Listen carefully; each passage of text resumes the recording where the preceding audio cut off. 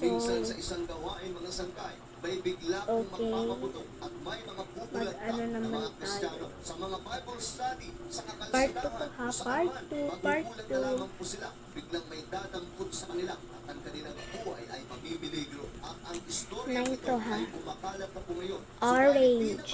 Tinatakpan ang mga mata ngayon at teka ng Una world tayo kung leaders, ilan na orange. maging ang United Nations ay tila baga hindi po pinapakialaman ang ganitong klase 3 ng orange. maraming mga Kristiyano. Okay. 1, 2, 3. Okay, 3 orange. Ang Human Rights International ay tila wala pong pakialam. Hindi po pinapakinggan ang panawagan ng maraming mga Kristiyano doon. Ang Three good news lang, orange. mga sangka, Next. may mga tao po doon na talagang sobrang tatapang at sobrang dedicated sa gawain ng ating Panginoon. Kahit na may mga banta Parang sa ang bilis na kanilang po. buhay, sila pa rin ay tumatayo at pinangungunahan ang ganitong klaseng gawain. At sila ay patuloy na nananawagan sa mga nangyayari kasi sa kanila doon. Pinapalabas pa mismo ng kanilang gobyerno pa Tignan na natin. hindi daw po totoo na pinapasta o tinatanggalan ng buhay ang Ulit? marami sa mga Kristiyano doon. Kaya naman mga Iba sangkay, naman. may mga mapapanood po tayong video na may mga nangunguna tungkol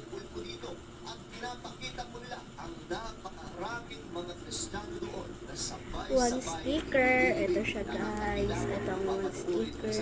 Nadadala ang mga kabaong ng maraming mga pinaslang ng mga mananampalataya. Sabay-sabay po nila itong ipinagdasal at inilagay sa uling ng Sticker. tuwan. Ganyan po at delikado ang nangyayari sa mga Kristiyano doon sa Nigeria. At tila wala pong pakialam ang media, maging ang mainstream media sa international ay Okay, hindi one ito gaano sticker. pinabalita. Gusto nilang kalimutan kung ano man ang nangyayari. Ilan na to? 1, 2, 3, 4. 4 na, guys. 4.